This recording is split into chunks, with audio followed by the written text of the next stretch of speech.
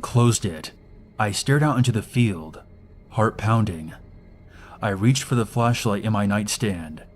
With shaking hands, I pointed it out the window. A form shuffled out of the cornfield, but it wasn't a scarecrow. It was a man, an old hobo that I recognized. He walked down past the cornfield and disappeared into the woods. I hid under my covers. It was hot and hard to breathe, but I was pretty sure I had successfully escaped. The neighbor girl went missing the next day. My mother was convinced the old hobo had kidnapped her, but unfortunately the police never found a trace of her. That summer, the area around the scarecrow began to reek. It was a thick, putrid smell that coated your lungs like iron rot.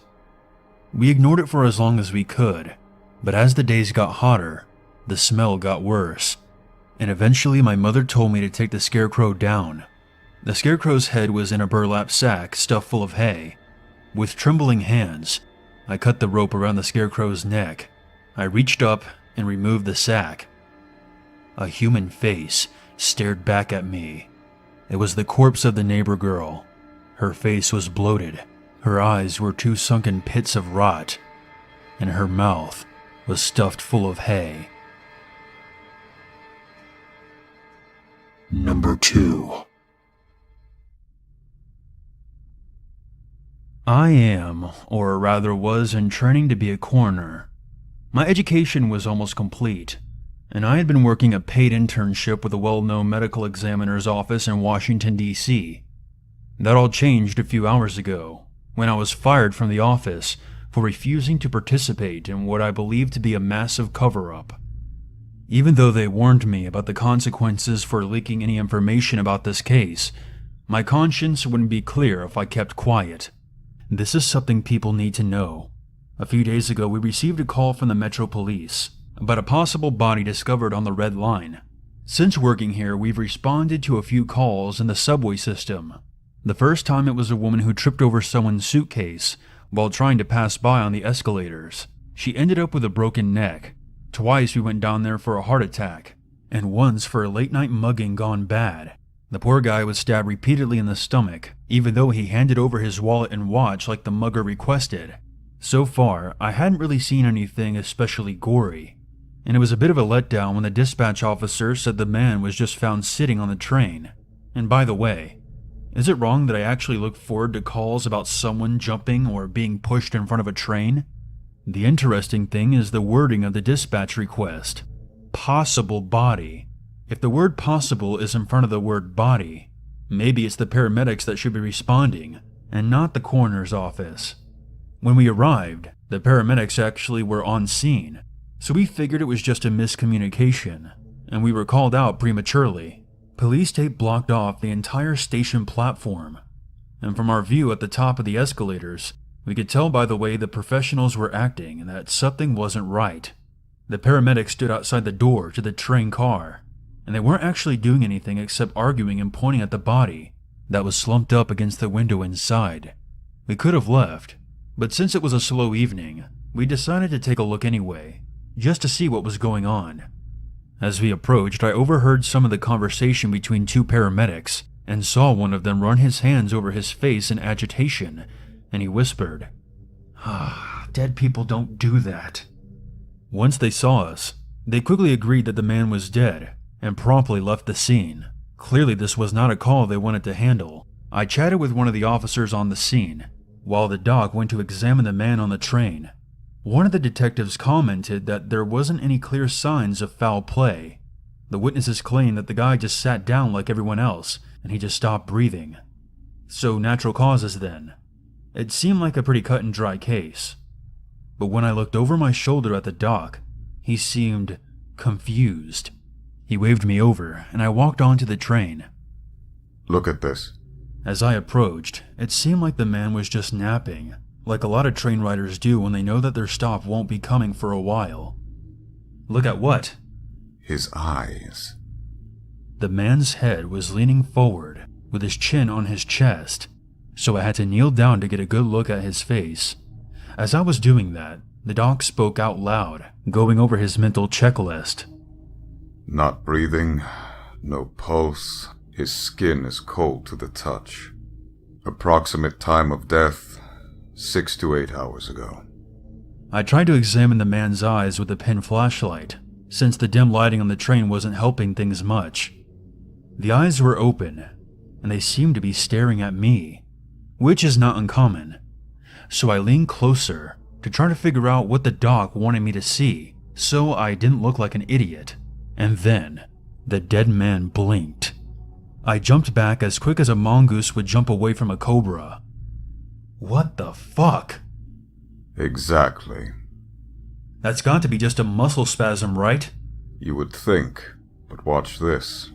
He grabbed the guy by the hair and pulled his neck back, and with his other hand he waved a finger in front of the man's open eyes, which began to follow along as the doc moved his finger left and right. Then the man looked at me and blinked again. What the? Okay, that's not... Have you ever seen anything like this before? Nope. And he's dead. As dead as Hitler. I felt a cold chill run down my spine, as the sensation that we were dealing with something that science could not explain set in. We let the officer in charge know that we wouldn't be able to determine the cause of death on site. A full autopsy would need to be performed to make any kind of determination. She made a note in the report that the body had the tendency to follow you with its eyes and occasionally blink. Off the record, she told me the whole case bothered her. She said that the man didn't have any type of identification, credit cards, watch, jewelry, phone, or even money. They just found him on the train, and all he had on him was a ticket and a napkin.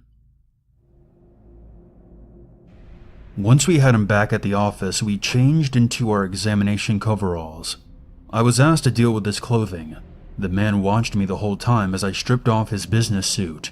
He even winked at me once. I noticed a few odd things about how the man dressed, such as he wasn't wearing any undergarments.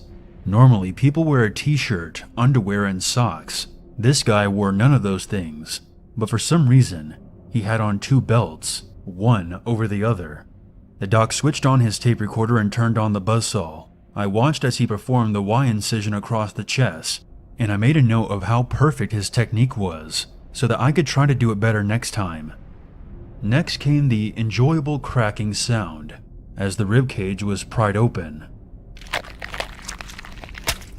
All while this was happening, the man's eyes watched us solemnly.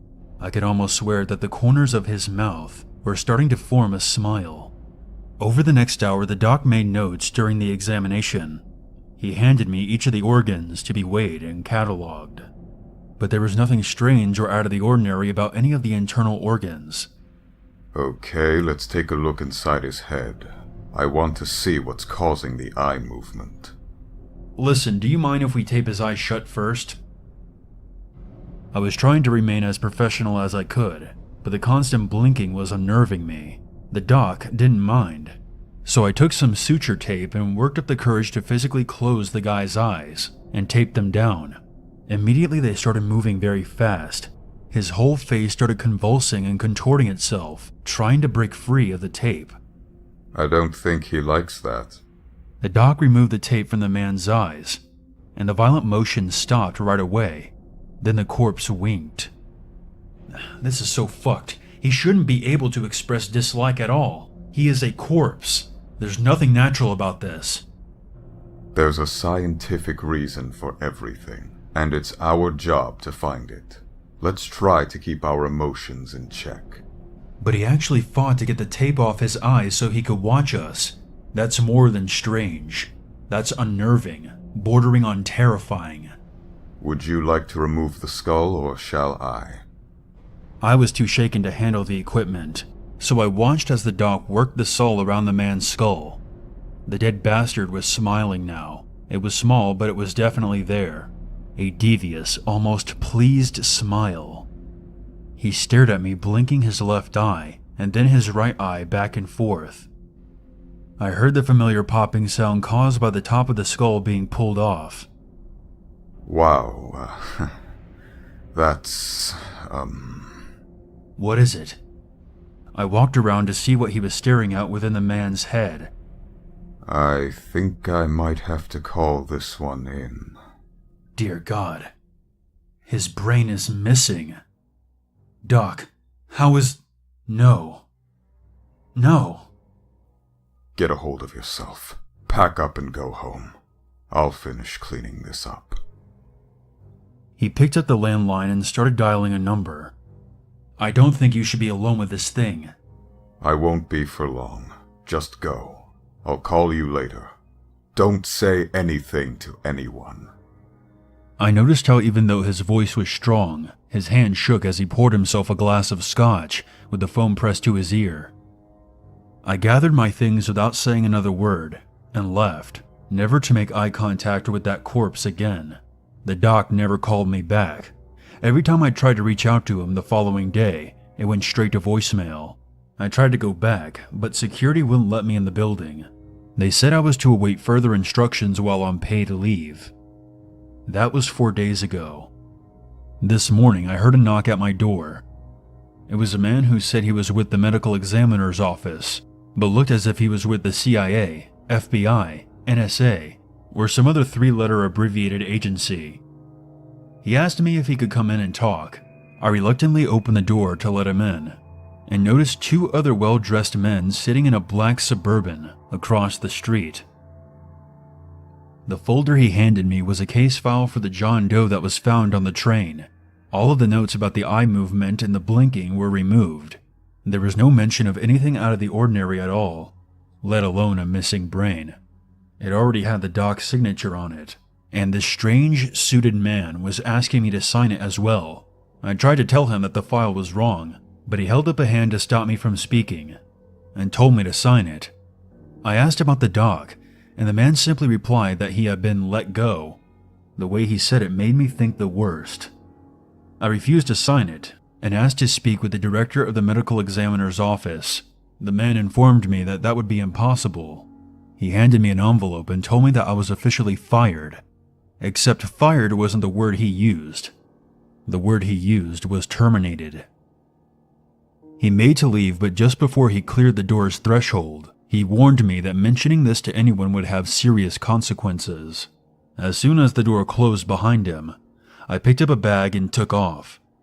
I saw the black Suburban parked at the end of my street, and I'm pretty sure it pulled out just after I noticed it. Just in case I was being followed, I changed direction several times. When I finally felt safe enough, I pulled to a nearby residential neighborhood and found an open Wi-Fi signal. I think something strange is going on in DC, maybe elsewhere as well. I have no idea what could it be, but I feel like the doc and I have stumbled onto something that we weren't supposed to know about. And now, we're in danger. I found the doc's home number online, but when I called it, it went straight to voicemail. I tried to leave a message for him, but the line went dead as soon as I began talking. If someone is monitoring my phone calls, it's possible that my car is bugged as well, and they already know exactly where I am. Maybe I'm just being paranoid. Maybe there is a completely logical explanation for a corpse that stares and winks and smiles. But I am scared. Very scared. I decided the one thing I could do would be to write this and email it to everybody I know. Hopefully this information will make it to someone. If you receive this and haven't heard back from me by tomorrow, then I am probably dead, and you'll know that what I've written is true. Watch out for the men in black, but especially watch out for what I call the scarecrow corpses. Number 3. I live in farm country, Illinois. Back in April, my uncle died of pneumonia at 80 years old. He lived a very difficult life because one of his legs was slightly larger than the other, and it caused him extreme back pain, which made working on his farm an excruciating and stressful ordeal. Because of this, he was a pretty severe alcoholic, and would often get into physical fights with his friends and family members. Back in the late 90s when he was 60, he was arrested for suspicion of killing his neighbor over a dispute about the property line, and was brought in for questioning.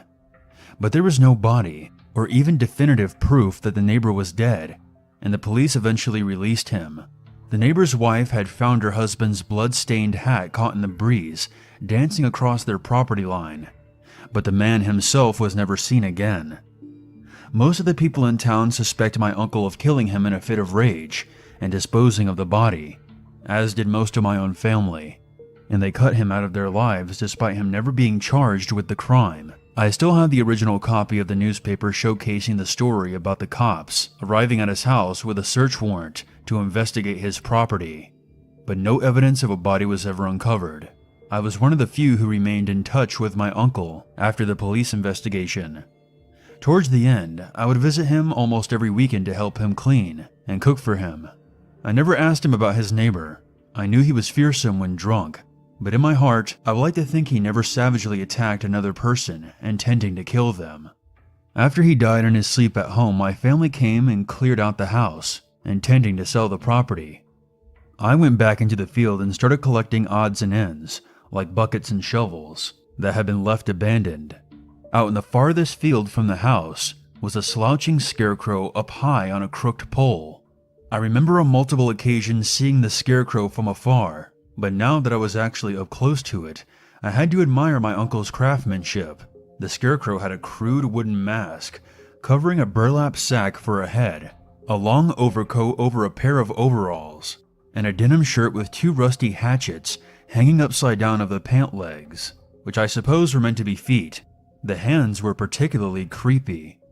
It looked like my uncle had broken a metal rake in half and attached them to the sleeves, giving the stuffed man multiple rusty claws. It suited my uncle's personality overall. I climbed up on a stool and labored for 10 minutes to take the scarecrow off its perch. I hated being so close to it. It reeked of wet straw, rust, and mold. I cut myself twice on the barbed wire that my uncle used to attach it to the pole, and I finally got frustrated and just knocked the pole over. When it hit the ground, there came a clattering sound from within the chest area. Before I tied it to the tractor to drag it up to the house, I felt around the chest cavity and noticed that my uncle had installed something round and hard inside it. I figured that he must have used a bird cage or something to serve as its torso, like a rib cage. I thought it was weird, yet grotesquely clever at the same time. I dragged the scarecrow back to the house using the tractor and tossed the entire thing, pole and all, into the fire pit, intending to destroy it along with a handful of other old rotten wooden planks and junk. But the sky chose that moment to open up and downpour hard. I ended up locking up the house and driving home for the night. When I returned the following day at noon, I went inside for a while to clean up, and then walked out into the backyard, where I noticed to my surprise that the scarecrow wasn't where I had left it on the burn pile. I climbed up on the tractor and followed the gouges left in the dirt until I located the scarecrow halfway back across the field, where I had originally removed it from. I glanced around in every direction, scanning the earth for footprints, but was unable to locate any. That really didn't make any sense to me, as the rain from the previous night had left the ground so wet and muddy that the tractor had nearly gotten stuck a couple of times. But what bothered me even more was that the scarecrow was lying face down, its metal hands outstretched in front of it, as though it had intended to pull itself back to its original spot, but had either gotten tired or spooked and left it. I was wondering about this as I tied it to the tractor and drove it back up to the fire pit. The wood was still too wet to burn, so I threw the scarecrow back on top of the pile and finished my sweep of the property. I ordered a pizza that night, finished cleaning inside the house, locked up, and was making my way back to the car, when I decided, what the hell, I'll check on the scarecrow again. I walked around back with my flashlight on and made for the pile. I actually froze in my tracks and dropped my keys. When I noticed that the scarecrow wasn't there, I swept the beam of the flashlight around and discovered it about 10 yards away, in the same position it had been before, hands outstretched in front of it. I felt a chill run down my spine. Had someone been on the property when I was in the house? I looked around with the flashlight for a few minutes, but was unable to locate anyone hiding nearby. I dragged the scarecrow back into place and quickly got out of there. The next day, my brothers and I had intended to have a cookout in the backyard, where we would drink the rest of my uncle's beer, put some steaks on the grill, and set a bonfire using all the scrap from around the property, including the scarecrow. I arrived late, well after my brothers, and walked around back to find that the fire had already been lit. I asked them if the scarecrow had been on the pile, since I didn't see it burning, and they replied that they had no idea what I was talking about. Feeling somewhere between very annoyed and mildly creeped out, I hopped back on the tractor and drove back out into the field that was furthest from the house, and dead center, perched on top of its pole, was the scarecrow, dirt embedded between its metal claws that acted as its fingers. Part of me just wanted to leave the thing there this time, but another more stubborn part of me refused to allow this thing to beat me. This time I just tied a rope from the tractor around the pole and pulled the whole thing out of the ground and hauled it back to the house for the third time. When I arrived back at the fire, I detached the rake hands from the scarecrow and threw them aside. My brothers looked at the gruesome stuffed man in morbid fascination. My brothers eventually heaved the entire scarecrow on the fire, pole and all, and cheered as it started to burn. A few minutes later, we all went inside, deciding to let the fire burn itself out. We all got drunk and toasted my uncle, and ended up blowing up some air mattresses and spending the night. At about 4 in the morning, I awoke, needing to take a piss. After I had done my business, I returned to my makeshift bed. I was distracted from falling back asleep by a scratching sound coming from outside the house, directly behind the wall I was nestled against. I figured it had to be some small animal, and eventually put it out of my mind and went back to sleep. The following morning, I was awoken to my brother's loud cursing and yelling. I ran outside to discover the skeletal black remains of a human torso, minus the hands, covered in tattered remains of a denim shirt, directly underneath the living room window that I had been sleeping beside. There was a long path of ash, trailing from behind it back to the direction of the fire pit. Upon closer inspection, we found the rest of the skeleton, minus the feet, back in the charred remains of the smoking pile.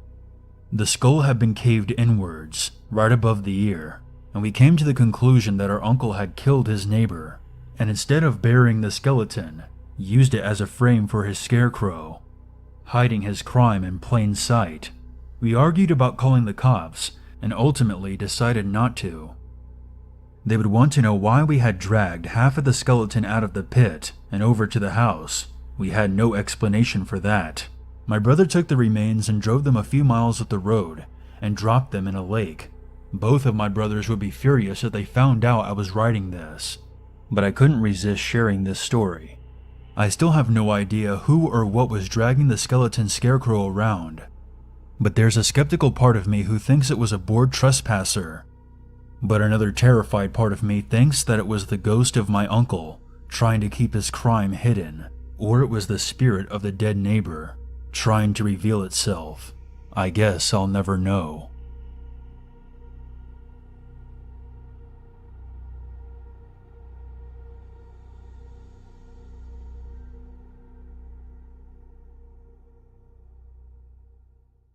There's always a reason to be afraid.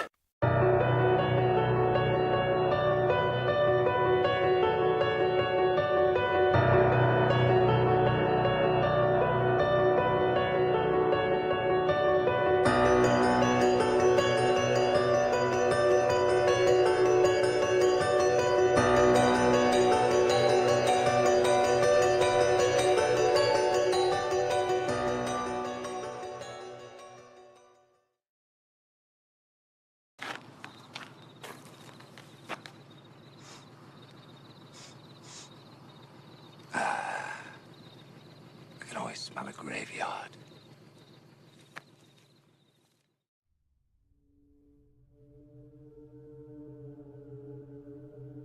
Number 1. When you live in rural Kansas, there's never really much to do that doesn't involve tractors, picket fences, and a whole lot of wide open space. There are no malls nearby, and the closest movie theater is 40 miles away. So it's no surprise that kids start drinking as early as grade 6 and have sex with each other just to kill time. That was never my style, though. I figured out another way to kill time. About a half hour from my town is a hidden cemetery at the end of a long, winding gravel road, and the majority of the people buried there are children under the age of 10, mostly from the 1800s. Some of the stones are nothing more than crumbling ruins, and even the newer ones were weather-stained and mossy. During the day it's pretty peaceful, even beautiful, but at night it's a playground for the children who reside beneath it. I know this firsthand. Last summer, my friends and I decided to head out to the cemetery in the middle of the night. I had been there plenty of times during the day, but I've never been there after sunset, and we figured it would be a creepy experience to wander through the maze of headstones with flashlights and see who would make it back to the car first. When we reached the rusty gates, after carefully navigating the winding dirt road, I parked the car and we all climbed out. The first thing I noticed was how alarmingly quiet it was. During the day, there had always been a pleasant melody of birds chirping, insect noises, and the rustling of the wind through the overhead leaves. Standing in the pitch darkness, it almost felt like we were in the vacuum of space, or deep beneath the earth. I felt completely isolated and alone, and kept glancing up at the night sky, desperate to find a star. I kept the car running and the headlights on, and we wandered across the cemetery aimlessly, not looking for anything in particular, just reading the headstones and trying to enjoy the thrill of the experience of being there so late at night. None of us were drunk or inhibited in any way, unless you count how wired we were from Monster energy drinks. I was off in the far corner of the graveyard by myself, trying to find the earliest date inscribed in stone, when my friend Nick called over asking who was already back at the car. I turned around and looked back at the idling car, but I didn't see anyone standing by it. We did a head count and all of us were scattered around the stones, nowhere near the headlights. Nick claimed that he had definitely seen a shadow back over by the passenger seat, but when no one owned up, we kinda shrugged it off and went back to exploring our respective areas. I started picking up twigs and fallen branches and clearing them away from the graves when I thought I heard a child's laughter from somewhere beyond the fence out in the trees. It didn't say anything out loud, but I shone my flashlight into the woods, half expecting to see a random kid peeking out from behind a tree. I knew I wasn't hearing things because the forest around me was dead quiet, and all of my friends were back in the other direction.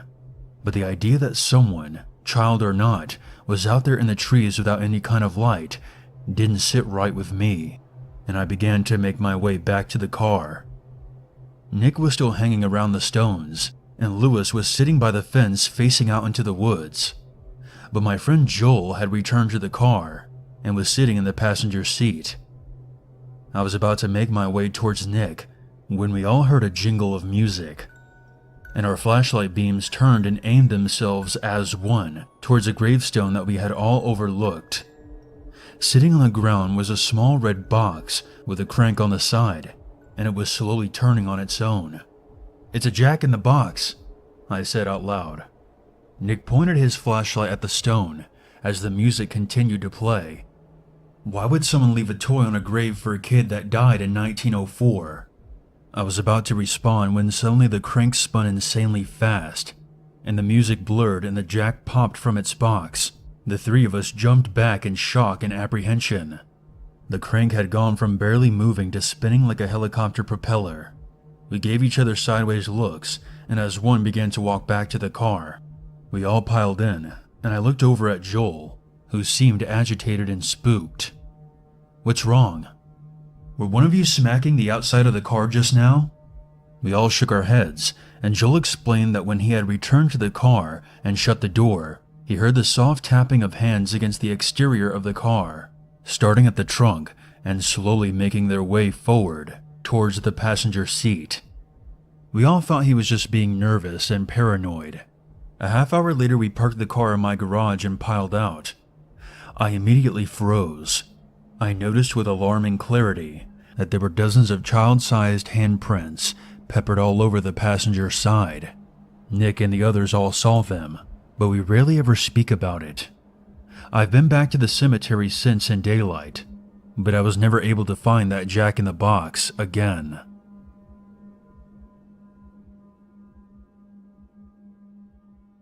Number 2.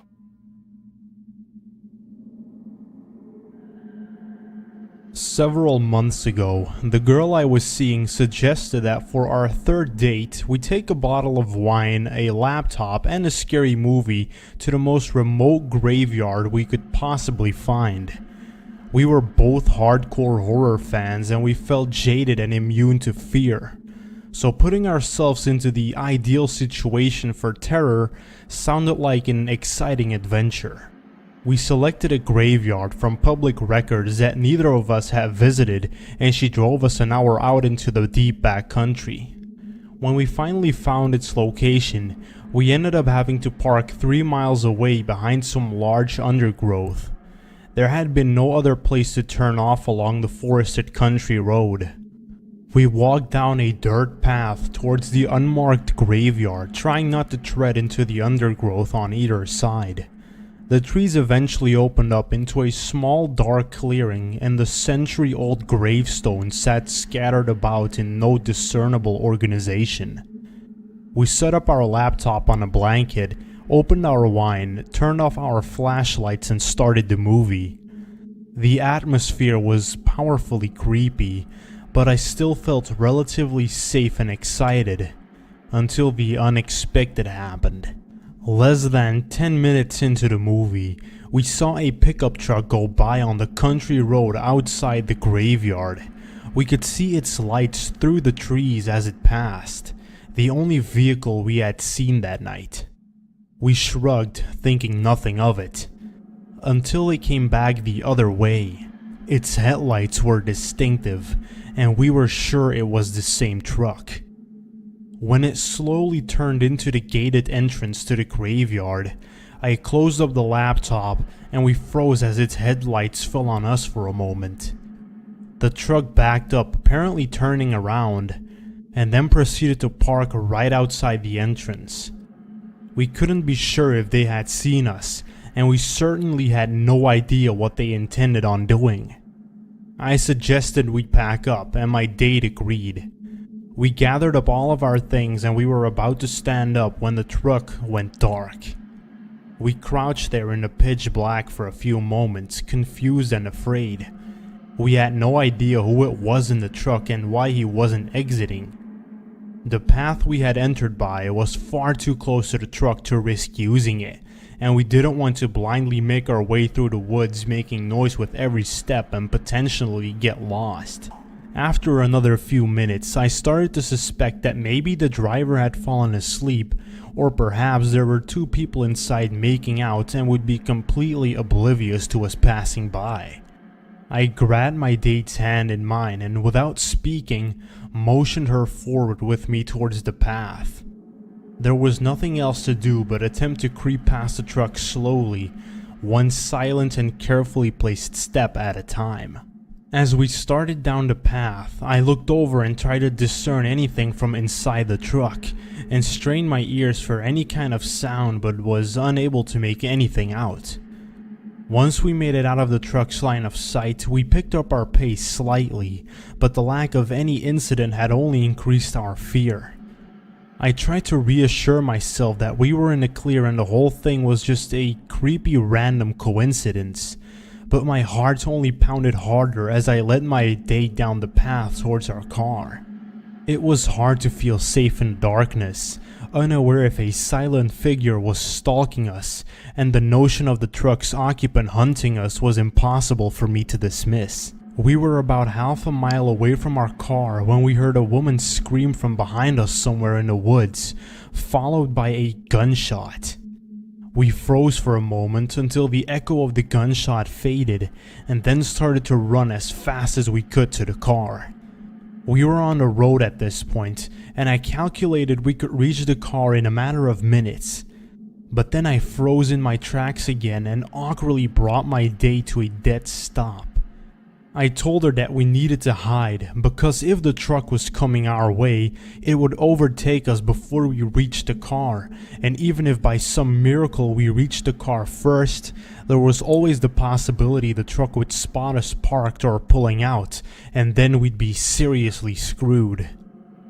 I had to repeat myself twice before she understood what I was saying in our panicked state, and we dove into the undergrowth and hid ourselves under the blanket, laying as flat upon the ground as we could. My cheek was pressed into cold wet mud, and I could hear my date trying to control her frantic breathing. I let go of her hand and stroked her hair gently in an attempt to calm her down. After maybe a minute, my prediction came true. We heard the truck coming and then saw its distinctive headlights cut through the darkness and drive past us. Suddenly, it hit the brakes hard and I heard it back up and stop. It idled there on the road, unmoving for what felt like 10 minutes. And to my horror, I realized it must have spotted something on the side of the road. I must have dropped something. After the longest few minutes of my life, the truck slowly rolled forward down the road, the driver deciding not to leave the cab. After I was sure the truck was gone, I whispered to my date that we should probably wait for a short while. If the driver had spotted our car amongst the undergrowth, he may have decided to wait close by for us to return. Seeing as how this guy has got a gun, it was a risk we decided not to take. We got up from our hiding spot and disappeared deeper into the woods and found a drier patch of dirt to hide on. And it was then I noticed that one of the flashlights was missing. It was possible we had dropped it on the side of the road and the truck's headlights had reflected off of it. We decided to lay under the blanket again, which was brown, and after I sprinkled a few leaves on top, we decided we were well hidden enough for the time being. We lay there for what felt like an hour, and we were starting to feel silly about the whole thing when suddenly we heard a car coming up back of the road. From the sound of the engine, we could tell it was the same truck, only the headlights weren't on, and it was clearly moving at a crawl. We both froze and held our breath.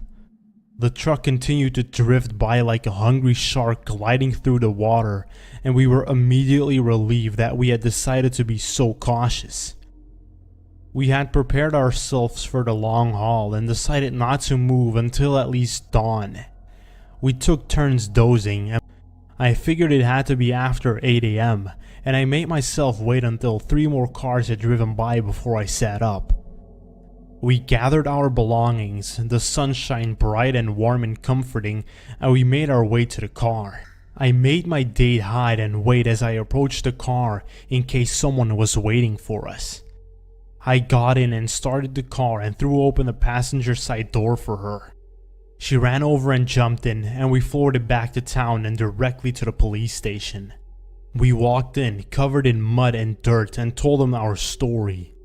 They dispatched someone to the graveyard but were unable to locate a body or any traces of blood. I have no idea what happened that night, what was going on with that guy inside the truck, and if that cell phone had anything to do with it. But I feel grateful to be alive. Since then, all the horror movies we've watched together have been in the safety of our homes. Number 3. This story is told from the point of view of a female. The summer before I got married, I returned to my hometown to spend some time with some of my old friends from high school. I stayed with my friend Rachel, who was still unmarried, and had been my best friend all throughout grade school, until just after high school graduation. We spent some time sitting in her basement and reminiscing about the old days, when Rachel pulled out one of our old yearbooks and flipped to a page where we had both written down our bucket list of things to do before we were both married. Most of them were vacation ideas and sexual endeavors that we had already achieved, but one that stuck out to us that we had yet to accomplish was to visit the Green Lady Cemetery at night, all alone. We had gone through a supernatural phase as teenagers and had enjoyed exploring creepy old houses, taking photos and recording EVPs. We decided to be spontaneous and daring, and drove to the Green Lady Cemetery right then and there, close to 1 o'clock in the morning. The Green Lady Cemetery wasn't its actual name, but at school that's what we referred to it as, since there were stories of a woman in a green dress who would wander across the property at night. We drove straight to the graveyard, stone cold sober, and parked at the gate. We climbed over the fence and wandered amongst the stones, suddenly feeling ridiculous as we hadn't brought any cameras or recording devices of any kind. It quickly dawned on me that the thrill of being able to say we wandered through a supposedly haunted cemetery at night carried much more weight when we were 18. At the moment, as adults, it didn't seem rewarding, but it was still kind of fun in a nostalgic kind of way, just to be getting into trouble with Rachel again. We made small talk and wandered through the rows of headstones, pointing our flashlights around and not feeling particularly scared, as not far away we could still faintly hear the sounds of traffic. We stopped to sit down on the grass and talked for a while, when Rachel pointed past me, into the darkness amongst the stones a few yards away. "What's that?" she asked, more excited than alarmed. I noticed a very small pinprick of orange light and shrugged, a slight feeling of disappointment starting to sink in. "I think it's a cigarette. I guess we're not alone after all." "Aw, fuck," Rachel grumbled, and waved her hand in an exaggerated greeting in the direction of the small light. There was a few seconds of silence before a deep, raspy voice called out to us, clear as glass. Fucking leave, or I'm going to tear your baby out. My blood went extremely cold, and we leapt to our feet in shock and fear. Rachel screamed back in the direction of the voice. "What the fuck did you just say? Don't fucking threaten us. Come closer. I'll kick your pansy ass." I quickly grabbed Rachel by the arm and dragged her back in the direction of the car. Rachel was still screaming profanities back at whoever had spoken. I didn't turn back around, so I don't know what the stranger was doing, but he never uttered another word. Rachel was pissed the whole ride home that we were actually bullied into leaving like that, but I calmed her down after we hit a drive-thru and went back to her place and chowed down. We had a good laugh over it and decided to cross the experience off our bucket list anyway. Rachel eventually passed out on her couch while we watched a movie, but I remained wide awake, a cold sweat running down my neck, until dawn came. In retrospect, I feel I did a great job of hiding my genuine terror from Rachel, as I hadn't told her that I was pregnant and was way too early to be showing.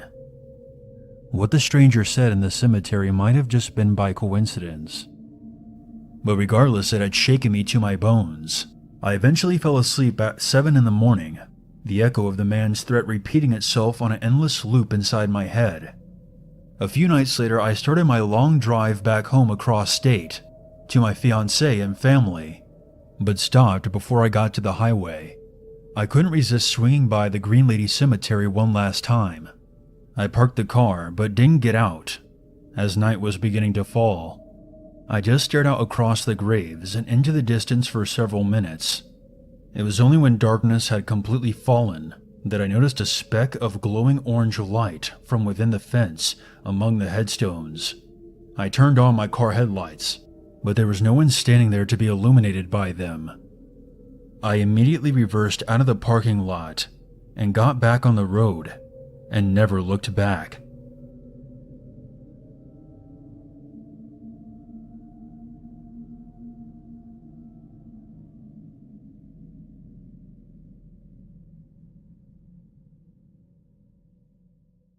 There's always a reason to be afraid.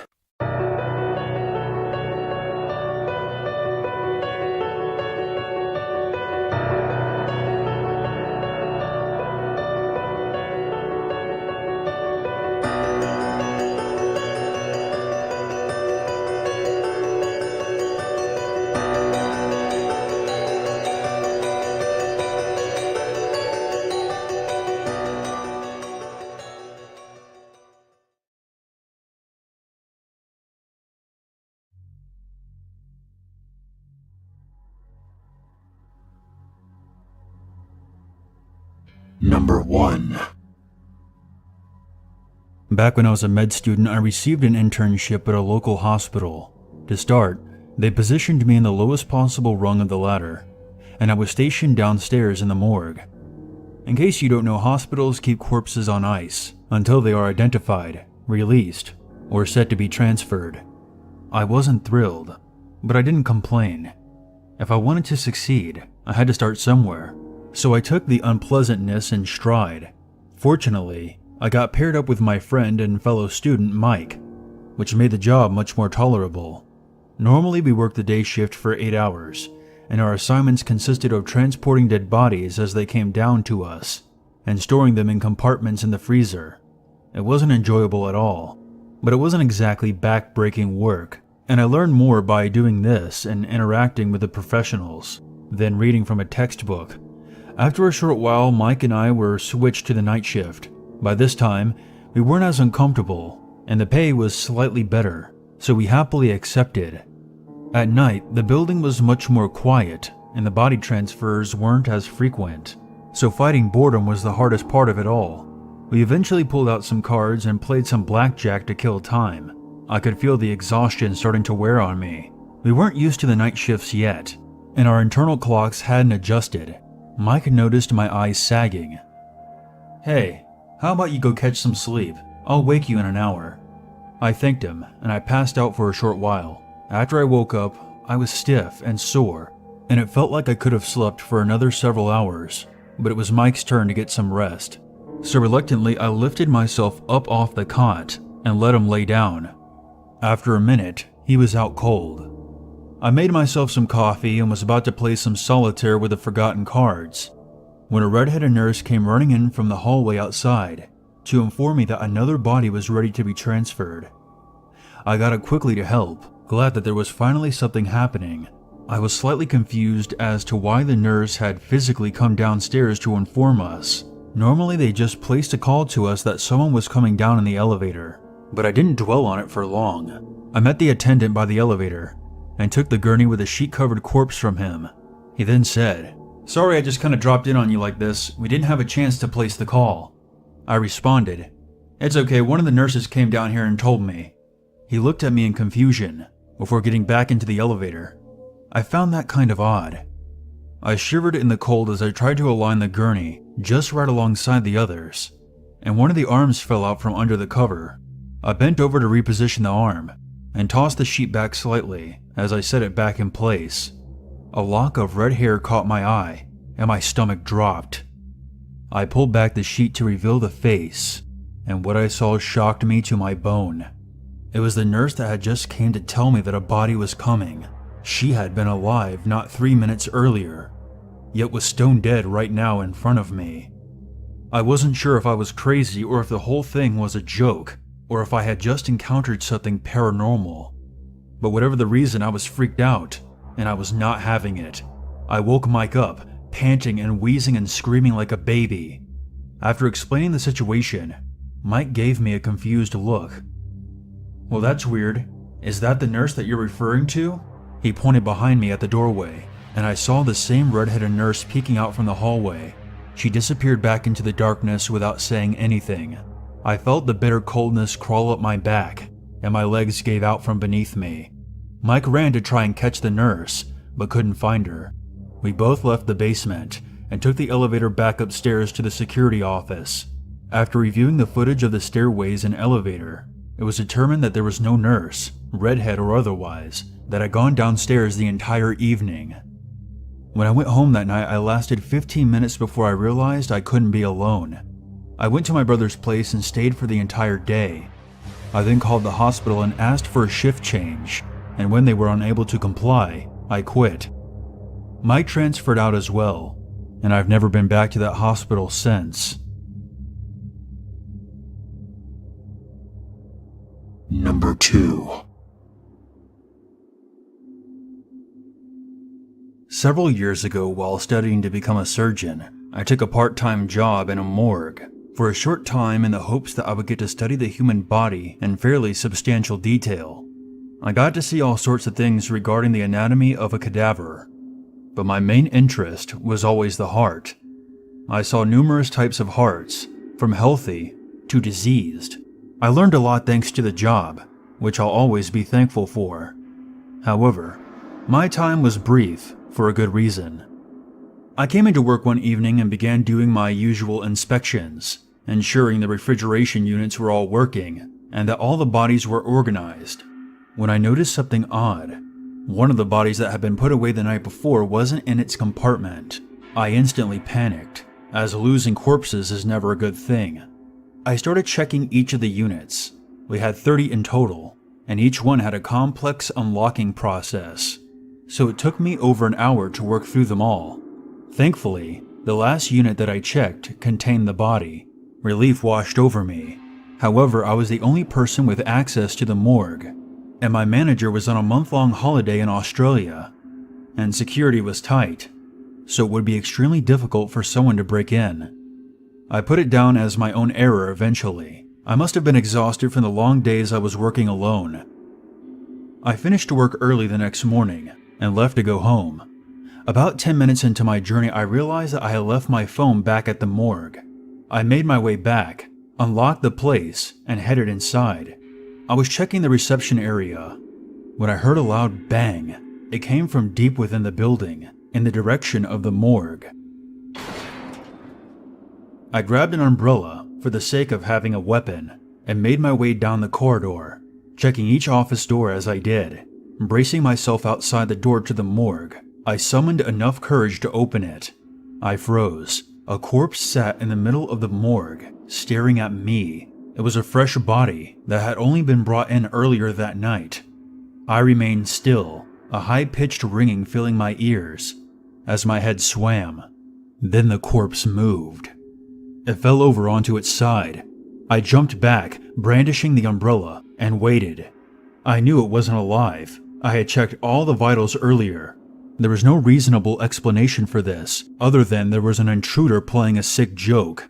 I carefully approached the corpse and briefly checked it. As expected, it was dead. I had the keys to each office except my manager's and began an investigation of the building. After my search turned up nothing, I approached my manager's office and looked in as best as I could through the opaque glass. I noticed nothing out of the ordinary and checked to make sure the door was securely locked. I put the corpse back in its unit and left. The whole ride home, I couldn't shake the image of the corpse from my mind. I wasn't bothered by the dead like most people, but the way the corpse was positioned and the way it stared at me gave me the creeps. I realized in hindsight that I should have just called the police, but for some reason I was unable to think logically at the time. The next day I received a call from the police as I drove into work. They told me that they required me at the morgue as soon as possible, as there had been an incident. Upon arrival, I saw several police cars with their lights flashing, scattered in our parking lot, and my stomach turned. What could have happened? A policewoman approached me and asked to see my identification card. "We've got a situation. Can you come inside with us, please? It seems like someone broke in overnight." She led me inside and straight down to the morgue, and I counted 10 bodies that had been removed from their units, sitting, standing, and lying around the morgue, all positioned to be facing the door. The rest of the day was a blur. I was taken in for questioning by the police. They weren't naming me as a suspect yet, although they did tell me there was no sign of forced entry, and they were still trying to figure out how the perpetrator got in. All the bodies in the morgue, even those that were still in lockup, were taken away for forensic examination, and the morgue was placed on lockdown. The next few days I spent drifting around my house aimlessly, utterly confused by what had happened. On the 4th day, I got a phone call from the police giving me an update. The forensic team had finished their analysis of the bodies. Each one had been sexually abused. A wave of nausea washed over me, causing me to vomit. By day 7, I was allowed to return to the morgue and started getting things back in order. I was reluctant to go back alone, but there would be constant police surveillance on property, so I felt somewhat assured. The police had left the offices in a real mess after their sweep, so I spent most of the day cleaning up. Late into my shift, I walked past my manager's office and noticed his door had been left open after the investigation. He was very private about his office, and likely wouldn't be thrilled at returning to work from vacation to discover it had been ransacked. I peeked inside and noticed that his drawers had been rummaged through, and papers were scattered across his desk. As I returned the papers to his desk, as neatly as I could, I noticed something in one of the drawers, and my heart sank. It was his passport. As I left his office, I heard a door slam from across the hall. And almost immediately, all the lights in the building went out. I found an emergency flashlight at the reception desk. I was about to head out to the fuse box when someone's voice came over the loudspeaker and began cackling in an insane, demented, and malicious way. I grabbed my belongings and quit right then, telling the police as I pulled out there was an intruder inside messing with the lights. I never went back. Though the police came to my home for further questioning, no one was ever found inside the building, and my former manager never returned from his trip. Of course, I told the police about the passport in his desk, and we all agreed that he had likely never even left. Number 3.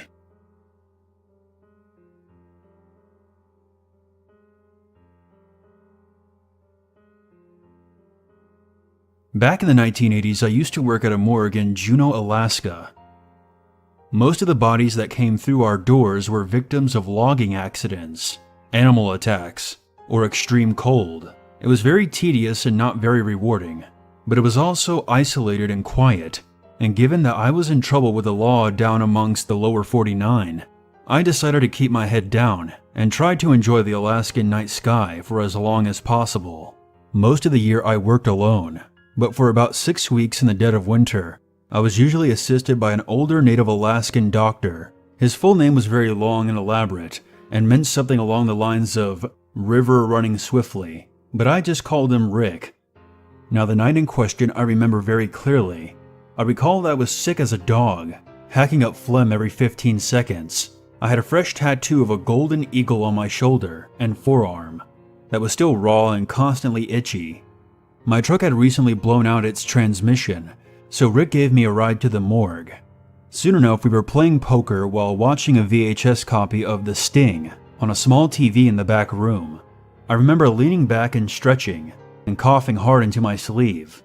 I dragged the trash can over and spat a thick wad of mucus into it. Rick glared at me, and said something along the lines of, "Such appalling behavior. It's no wonder you're alone in the world." Well, I'm not alone, you dick. I always have you. Only for as long as the winter lingers. Besides, even though I endure your company, rarely do I cherish it. That's how Rick commonly spoke, with a noble expression like he was expecting someone to chisel his words in stone. We spoke for another few minutes about something or another, and I poured us some more coffee, when we received a call from the local police that a fresh corpse was on its way to us. We turned on the outside lights and prepared the autopsy room for arrival. When we saw the headlights coming up the driveway, we met the attendants at the front entrance and signed all the paperwork. The form stated that the body was male, of indeterminate age, anywhere from 30 to 50, and had been found in the basement of an elderly couple's antique shop. Once Rick and I had our gloves and masks on, I remember adjusting the lamp and pulling the sheet back. Rick gasped. My first instinct was that it had to be a joke. I even poked at the body a few times to make sure it wasn't some kind of movie prop. Before us lay a completely hairless man, roughly about 6 feet tall, with pale white skin and ashy gray teeth. The teeth were one of the first things I noticed, because the man's lips and cheeks had been torn clean away, revealing the tender facial muscles and the diseased gums. The man's eyes were missing, and the dark pits of his eye sockets stared upwards past us towards the ceiling. There was no bruising or damaged tissue anywhere around the eye sockets to indicate the eyes had been violently cut out. If anything, they seemed to have been removed with such surgical precision that there was barely any indication that the man had ever had eyeballs to begin with, which was in stark contrast to the lower half of his face, which did appear to have been violently removed. I felt a shiver run down my spine as I took in the sight.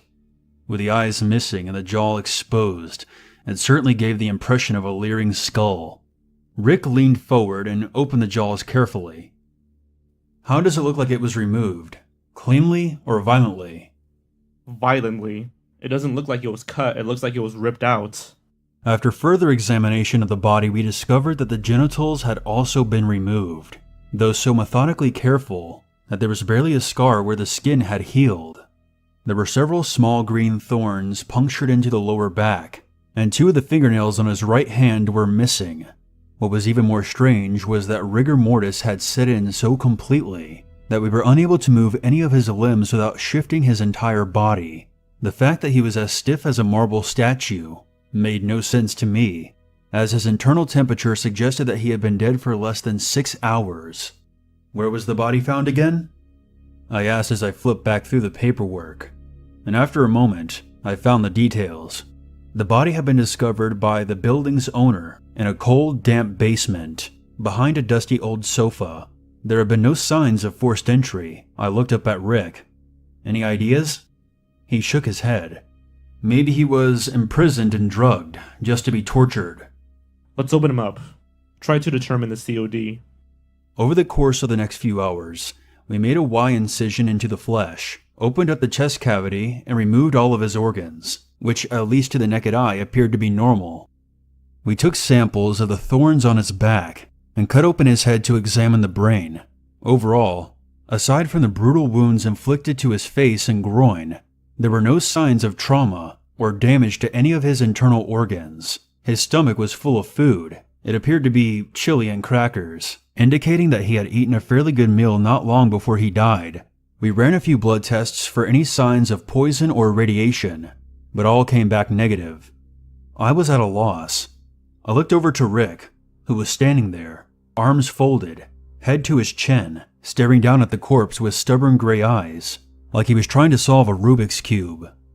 Rick was the type of scientist who would lose sleep for days over this riddle, but I only tolerated the job for the paycheck, and I was ready to give up, confident enough with myself that we had done a thorough examination, very professionally. I'm ready to throw in the towel. This is clearly beyond our pay grade, and I'm tired of looking at his fucking ugly mug. Ready to call it a night? He gave me a look that said more clearly than any spoken words that he wasn't satisfied. But I didn't really care. I was miserable. My throat was sore from all the coughing. My head was spinning. I knew it would take us at least another hour to clean up the lab, and all I wanted to do was go home and sleep. Unfortunately, Rick was my ride, and I wasn't in the position to leave until he was content to abandon the examination, at least for the short term.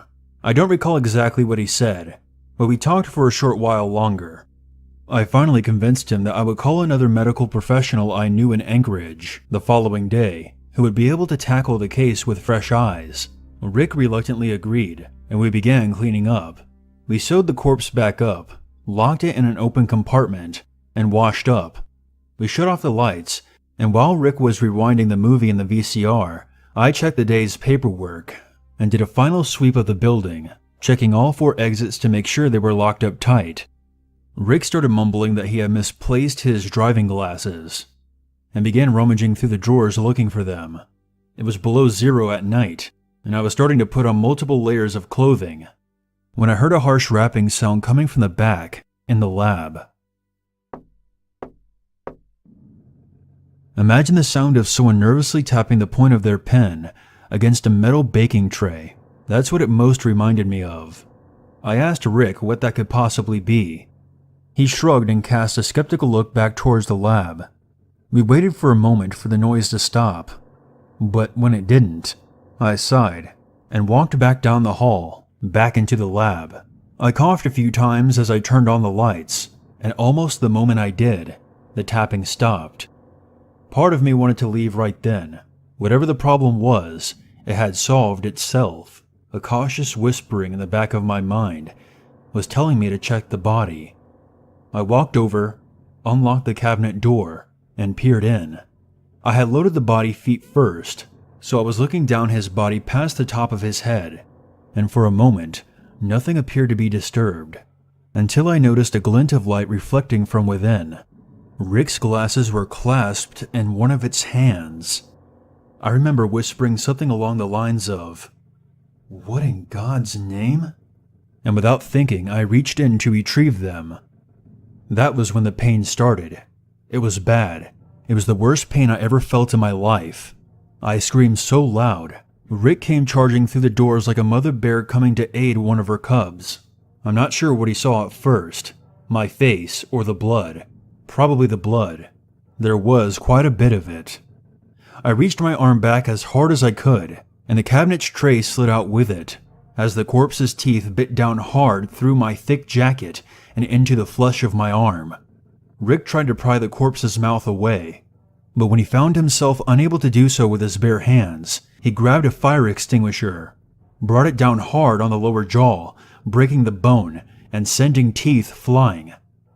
I nearly dragged the body off the sliding tray with all my flailing, and when the grip was released, I fell backwards onto the ground, blood pouring down my fingers. Rick wrapped my arm with his belt just above the elbow as a tourniquet and dragged me from the room, me screaming like a shark had attacked me. Rick called the ambulance as I lay on the couch in the foyer, gritting my teeth and trying to comprehend what had just happened. Suddenly, back down the hall from the direction we had just come from, I heard coughing. But not just any coughing. It was my own being echoed back at me. Rick and I froze as we heard it start to grow louder, as if whatever was making the sound was coming towards us down the hall. We booked it out of there. Rick and I leapt into his truck and made for the hospital, meeting the ambulance about halfway there. I was admitted immediately, which was good, because I had already lost the feeling in my arm. I needed a blood transfusion and 50 stitches by the time everything was finished. Just over a 3-inch long strip of flesh, at least a 1/4 inch deep, had been torn clean off my right forearm, and one of the teeth was still lodged in the wound. Rick left the hospital to meet the local cops back at the morgue. They arrived before he did, and entered the building when they heard a man's loud screaming coming from within. They found the body lying in the hallway, broken jaw hanging limply off the face, and what appeared to be a softball-sized hole in the chest cavity, where it looked like something had torn itself free from within the body. Whoever, or whatever had made the screams, was never identified. The body was bagged and transferred out of our jurisdiction. We never saw it again.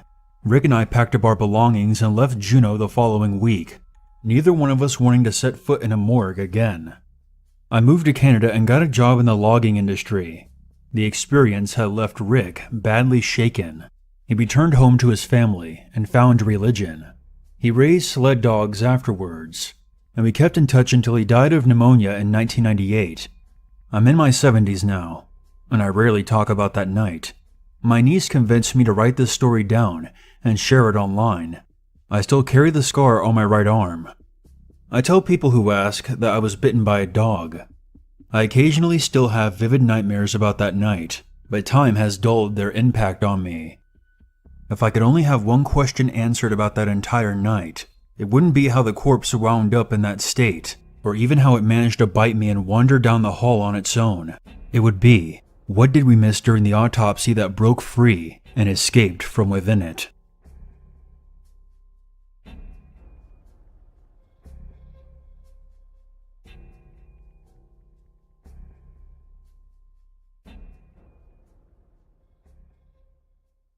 There's always a reason to be afraid.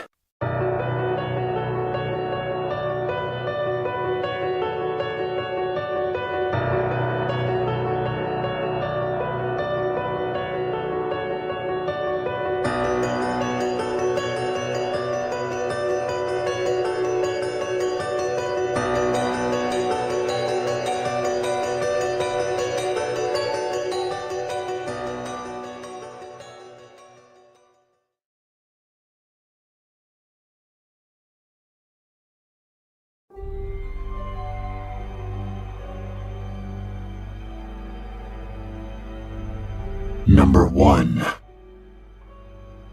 My brother had a creepy experience with a house during his time in Japan. He sent me an email of the story. Instead of rewording everything he says and giving it to you in a third-person perspective, plus I'm lazy, I'm just going to copy and paste it and let you read it. Hey, I don't mind you posting about the house. Just don't put my name or anything like that. Don't put yours either. And don't go to any chat rooms or Skype, ever. Chat roulette doesn't exist. I'm only kidding. You're still just a kid to me. Anyways, Here it goes. I'll try to remember the best I can. I guess it all began when my friend Jesse started dating this Japanese girl named Chi. We were talking about watching a movie about a haunted house, and Chi didn't want to watch it. She said she knew of a real haunted house. She told us about the house on the cliffside in a dead forest. I know what you're thinking, not the suicide forest. She just meant all the animals there were dead or something like that. So we basically convinced her to take us there. Just me and Jesse at this point. She takes us on a drive that ends in the middle of nowhere, next to a trail in the woods. There was a little chain tied to two trees that wasn't doing much to keep people out, since it was dropped to about ankle height. All we had to do was step over it to enter the trail. Chi told us that she was staying in the car, and nothing we did could convince her otherwise. So me and Jesse head down the trail and walk for about 10 minutes until we got to the point in the forest where everything got silent. It's not like it was loud before. I didn't even notice the noises like the sound of crickets, birds, buzzing of insects, and things like that. When it becomes completely silent, it just hits you. There are no animals in that part of the woods. Me and Jesse just took one look at each other, and we both read each other's minds.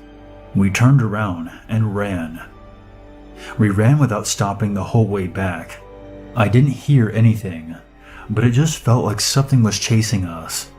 I beat Jesse to the end, and was almost in the car when I heard a thump and yell. I turned and saw Jesse on the ground. The chain rope that was ankle height had somehow caught him in the stomach. It left a mark and everything. I had to help him up, and we got out of there. But fuck that, we were getting to the bottom of this shit. So we got 4 more guys together, brought flashlights and guns, and went back. It was scarier in the dark, but with the other guys, we felt safe. We made it all the way to the end of the path this time. We knew that we were coming up on something near the water, because we could hear waves crashing against the cliff. Sure enough, when we got to the clearing, we were on the edge of a cliff. We were all facing a little house that looked like no one lived in it for at least 10 years. We went inside, and found that it looked like the family that lived there just disappeared. All of their belongings were tossed everywhere, but that could have been from people ransacking the place. I'm not sure. But it looked like clothes, dishes, and furniture were still there, just left behind and forgotten. The most alarming thing though, and the first thing you noticed, was the walls. The fucking walls. Every inch of the walls in every room was covered in ash, not just like painted in ashes either. It was covered in words written in ash and some weird language. Latin if I had to guess. It looked like someone dipped their finger in ash, then started at where the wall met the ceiling, and began writing something. Then when they got to the end of that wall, they made a new line right underneath. It continued until the wall met the floor, and they went to the top of the next wall. I can't imagine how much time that took. The creepiest thing is that Jesse told me that he asked Chi in private what she had heard about that house, and she told him that the legend says a mom who lived there went crazy one day and killed her husband and 4 children. She turned herself in and said she killed them and burned their bones. The bodies were never found, and the lady spent the rest of her life locked up in some asylum. It makes me wonder though, about all that ash. How much ash would it take to cover your walls if you burned 5 bodies? Would that be enough? I don't know. Crazy shit. Anyways, I won't be able to sleep after thinking about it. Next time you send me an email, ask me about sunshine and rainbows. Number 2.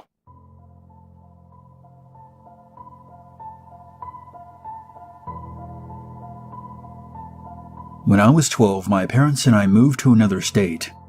The house they chose was built in the 1960s by an architect who designed it himself. It was in the shape of a T, with the stem of the T being the large master bedroom. My bedroom being in the furthest left of the T, with also 2 living rooms separated by a kitchen also in the top of the T. The way to the front door of the house was to actually walk past a beautiful stained glass window that took up the entire east wall of my parents' bedroom and into the crook of the T on the right side. Needless to say, it was a weird house. It also had a basement. The basement had a deep freezer room, an office, and an incredibly creepy crawl space that opened up into a giant cavern of dirt piles as far as you could see with a flashlight. That pretty much made up the underbelly of the whole house. In the backyard was a giant slab of concrete that looked like it had been haphazardly added, apparently to fill in a pool. Now, I was 12, but I wasn't an idiot. This house was not child-friendly, and it was incredibly weird.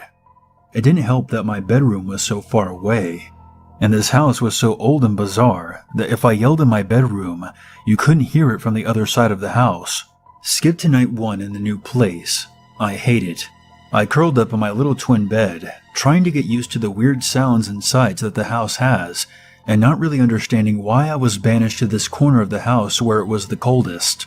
The screen to one of my windows rushes in the wind from outside, and I take off running to my parents' bedroom. I slept in their bed that night. After a few nights of this, my parents finally decide I have to sleep in my own bed. No questions. I am given a little stuffed dog to keep me company, who I named Sherlock. I was kind of worried about him discovering bones in the basement. Of course, I ended up taking off running back to my parents' bedroom and slept cuddled between two annoyed parents. Finally, my mom decides enough is enough. I can sleep in the room closest to the bedroom on a large chair. Now, this chair is right next to the basement door, and also to the back door.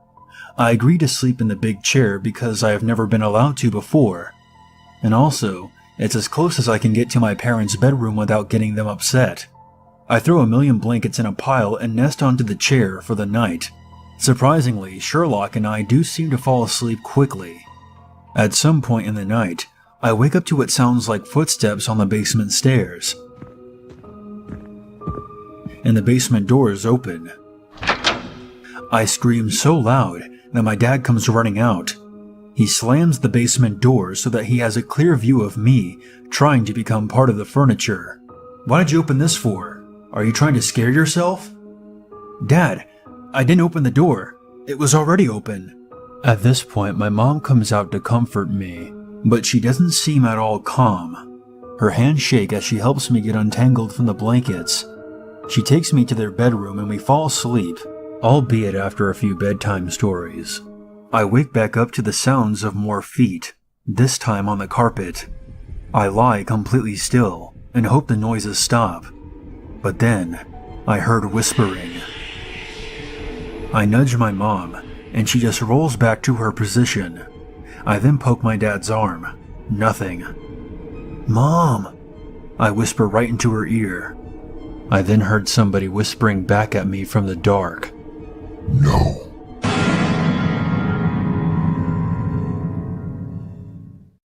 I scream loudly and clutch Sherlock to me, but neither of my parents moves. Something tries to grab my foot over top the blanket. I scream louder until my throat hurts. Both parents are still and breathing quietly. I stop screaming and listen, trying not to pant. I shake my mom. She is completely passed out. Giggling comes from the door by the bathroom, and I hear it creak open. The green clock numbers on the dresser glow against the door, so I can see it begin to move. As I remember it, the numbers actually start counting backwards, flipping slower and then faster and faster, until it was almost blinking. Two sunken eyes seem to glare at me from the corner, and I leap over my dad to the other side of the bed. The bedroom door is dead-bolted. My parents did this to make me feel safer, but now there's no way out. I hear the door bump against the dresser and I panic. I grab something heavy. It was a box or a book off my dad's nightstand, and I throw it at the stained glass window, and it bounces off. Something grabs my foot and pulls me under the bed, where I fight and scrape and hit at the soft leathery thing that is trying to hold me down. I feel sharp pains, and I hear snuffling like a runny nose, and there was a flurry of limbs, almost like a giant spider. I finally connect with something hard enough to get out from under the bed. I threw the object again at the window, finally shattering it, and I ran out through the front gate into the street. I run for a long time, making sure whatever it was wasn't behind me anymore. I then don't really remember what happened after that. My parents told me they later found me curled up on a bench at the elementary school about a half-mile down the road. I had stained glass in my hair, a black eye, and my left arm was broken. I had numerous cuts and bruises around my ankles and neck. We moved out of that house as fast as possible, sleeping in a hotel until it was all packed up. The police believe I may have fought off an intruder who broke the stained glass wall to attack my parents. They had no other explanations to give me. The person I see for counseling says that as a child, I had to find something tangible to rebel against, since I was not happy about the move. The beautiful stained glass wall was the focal point of the house and was the easiest to fixate on, especially since my mother loved it and it was something really easy to destroy. The wounds I suffered were likely self-inflicted as I ran, possibly in a sleepwalking state, through the streets until I ended up at the school. However, when I asked my mom about that night, she said she was shaken too, because the basement door had a key lock on it, and only my dad had the keys.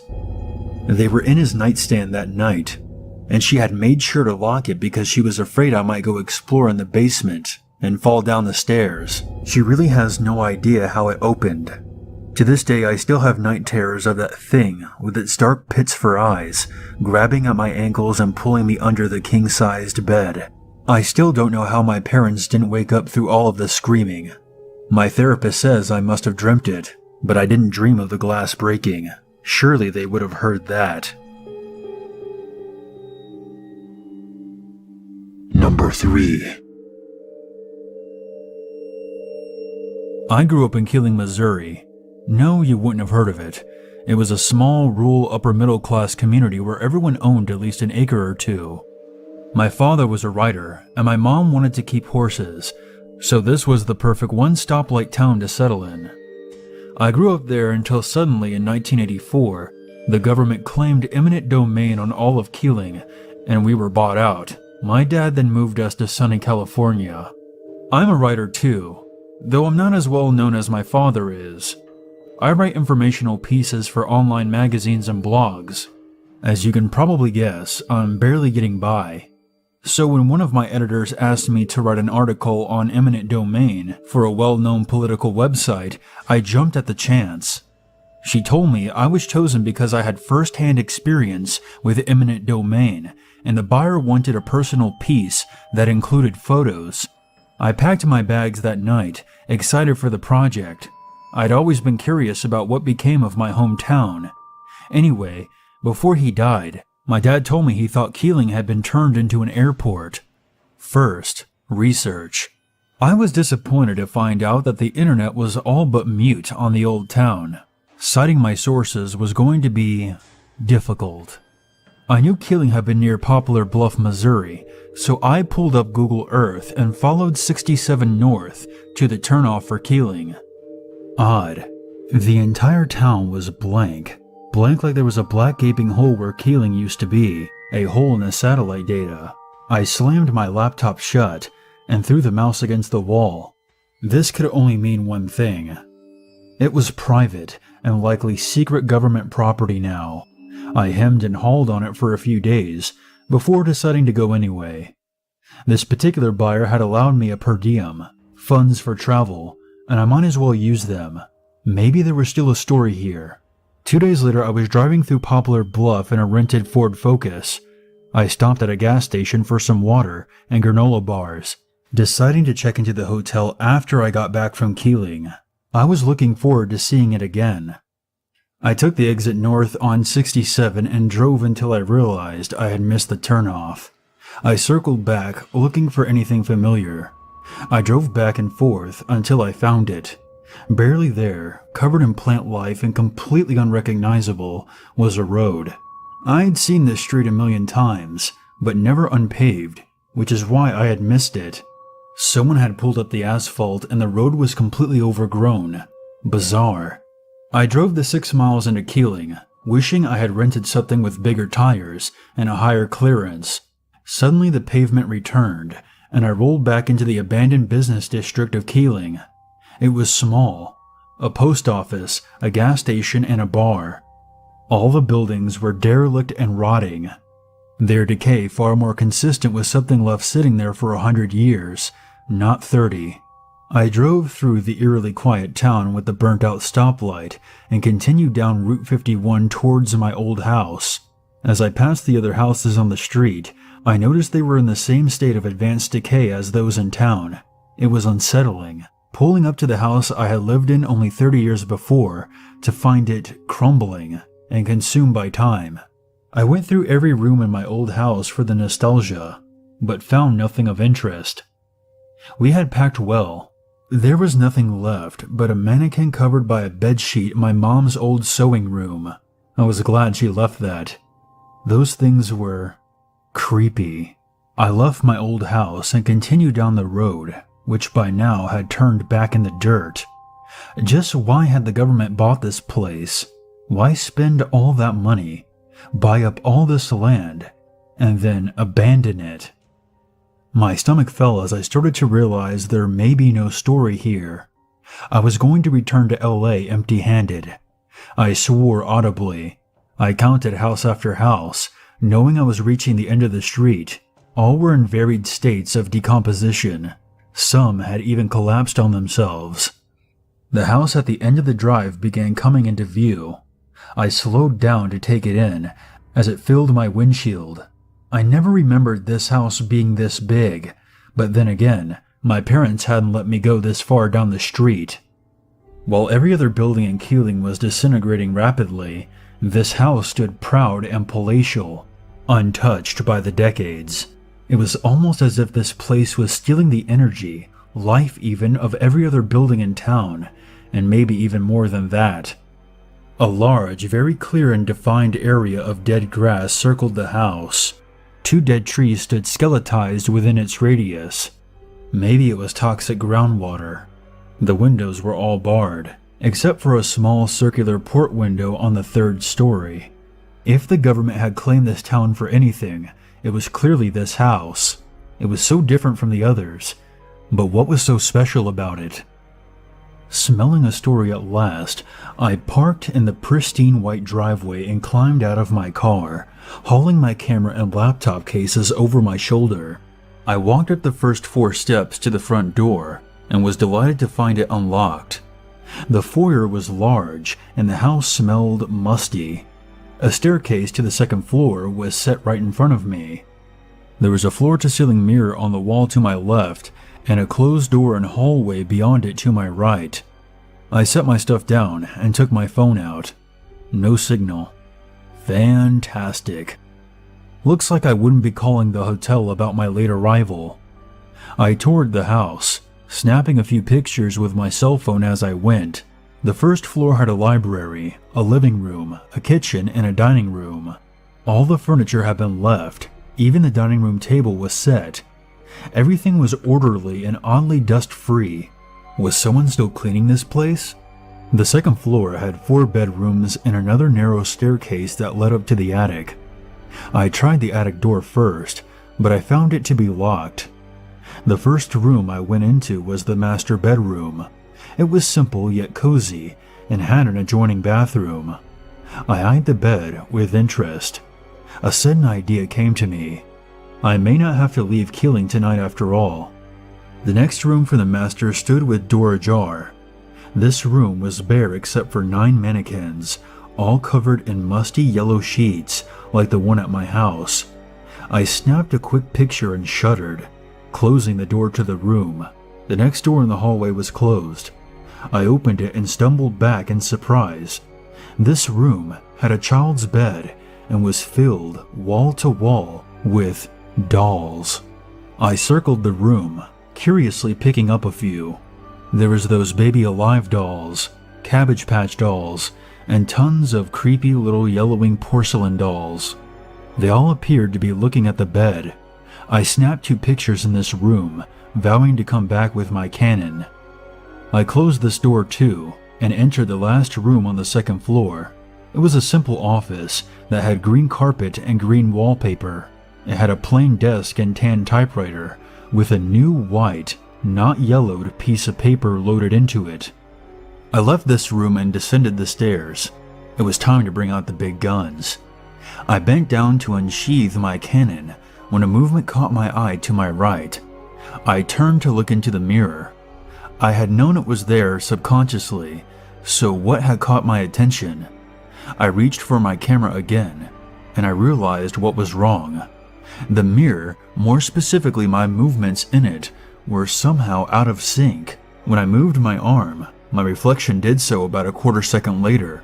When I blinked, my eyes were still closed in the mirror when I opened them again. It was incredibly unsettling. I continued to watch my delayed reflection when I suddenly heard a noise, like the creaking of a stair. But it didn't come from the staircase on the right.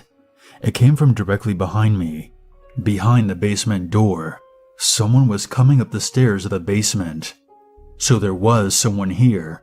I eagerly gripped the basement door and tried to open it, but like the attic, it was locked. I banged on the door but only heard silence below. Ah, animals, of course. Still determined to find a story, I opened the front door to unload my car and stopped short. What the? My car, which I had definitely parked at the top of the driveway, was now parked at the bottom, almost in the street. I had parked it at the top of the driveway, hadn't I? Maybe I'd just been excited. I couldn't remember. I unloaded the car and brought my stuff up to the master bedroom. As I walked by the sewing room, I noticed the door stood open again, but I knew I had closed it.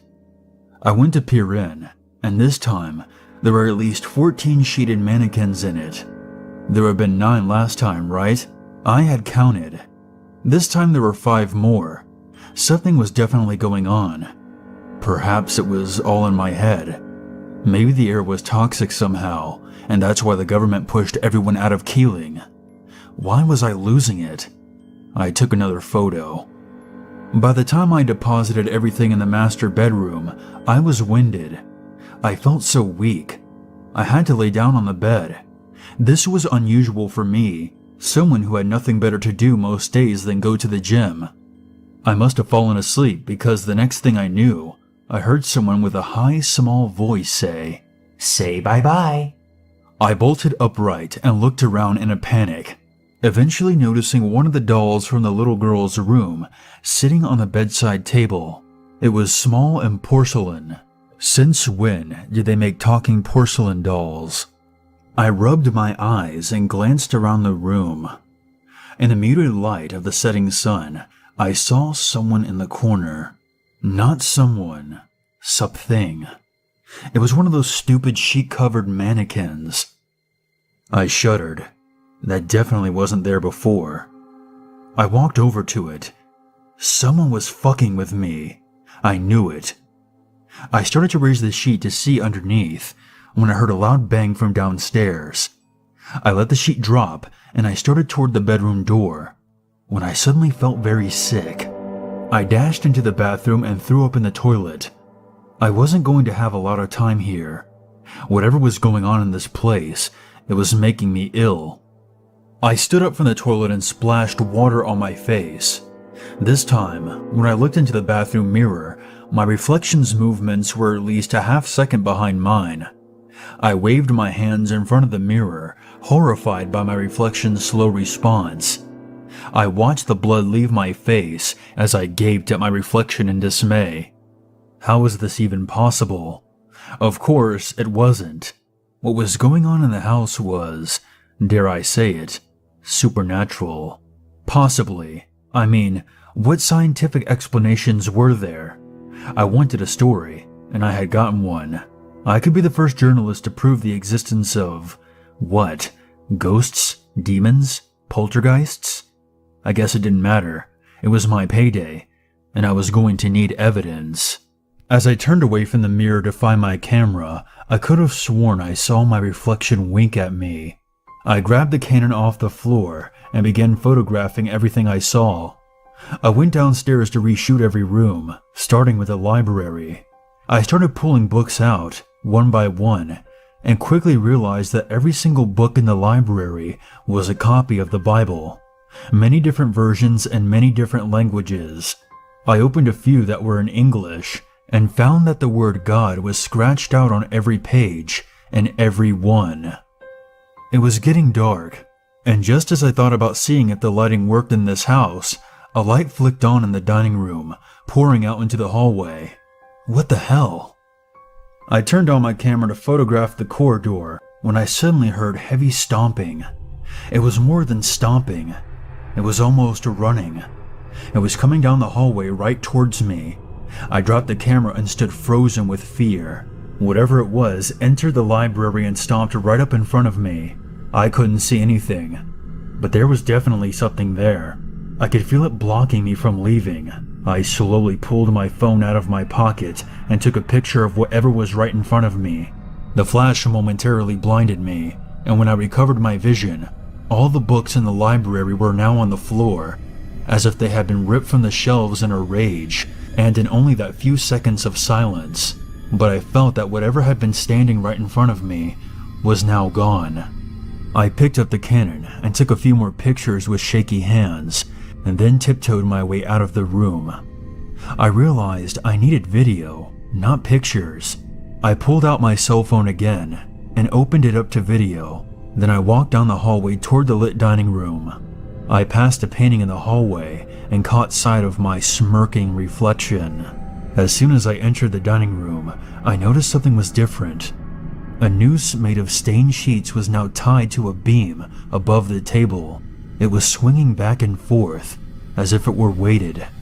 Nothing else in the room was moving. Even the beam creaked as it swung, as if it too was straining from the weight of something. I filmed it for a minute, and then raised the Canon for a picture. It suddenly stopped swinging, as if someone had grabbed it in midair. I then heard giggling from upstairs. I left the dining room and walked toward the staircase. Did I really want to go up there? I didn't hear the giggling anymore, but I heard the typewriter clicking away. I happened to glance toward the large foyer mirror again to see that it was now out of sync a full second behind me. I heard the giggling again, and then something small run down the hallway and slam a bedroom door. On gut reaction alone, I threw open the door, intending to flee. My car was now 50 yards down the street. I was about to bolt for it anyway, when I heard another stair creak behind me through the basement door. This time it was closer, further up the stairs, maybe only 5 steps below the main floor. I shook my head, as if to shake it clear of fear. Every journalist dreams of a chance like this, of a story like this. I had to stay long enough to get something on video. I heard the typewriter start clicking again, and sprinted up the stairs, running full speed into the office. The typewriter had stopped typing by the time I got there. I ran over to see what had been written. I sat down at the desk when I reached it, suddenly feeling tired and weak again. The paper read, "Jamie Ellis is condemned. Jamie Ellis is condemned. Jamie Ellis is condemned." Over and over again, all the way down the page. I took a photo with the Canon and waited to see if it would start typing again. Just then, I heard a giggle echo down the hallway again. I rose from the chair and left the office, stepping out into the darkening hallway. The child's bedroom door was closed, but I could hear shuffling and movement from behind it. I slowly opened the door, hoping to find animals. Cats, raccoons, mice, anything. But it wasn't animals. Every doll in the room was where I had left it, only now all their heads were turned towards the door. They were all looking at me. I heard another giggle on my right and noticed movement out of the corner of my eye. I quickly slammed the door shut and fell back against the banister in terror. I couldn't do this. I slowly got up, tired and shaky. I walked by the sewing room door. It was open again, and this time, there were only 3 mannequins left in the room. I didn't stop to wonder where the others had gone. I bolted down the stairs as something ran up, stomping the entire way. I had been wrong, so wrong. It was time to leave. I needed to get out. I turned the front door handle and was sickened to find it locked. I ran down the hall through the living room and into the kitchen, pulling on the back door and screaming in frustration when it wouldn't open. "Where you going?" I heard from the living room. It was the dolls. Jesus Christ, those fucking dolls. I stumbled into the living room, which was now lit by a single tall black lamp in the corner. There was a doll on the floor in the middle of the room that I had never seen before. Knowing that my fate was probably already sealed, I walked over and picked her up off the floor. Her head hung limp, as any doll's would. "What did you say to me?" I breathed. "Nothing." "What the fuck did you just say to me?" I demanded in a crazed panic. The doll slowly picked up its head and smiled, breaking the stitching on its mouth. "You're never leaving, Jamie. You're going to be just like me soon." I screamed and threw the doll against the wall. The lamp went out, and I heard the doll run off into the darkness. I put my head between my knees, breathing hard now. This house was draining me. It was sucking the life right from me, just like the rest of the town. I was so tired. I walked out into the hallway to make my way to the foyer again, to try the door.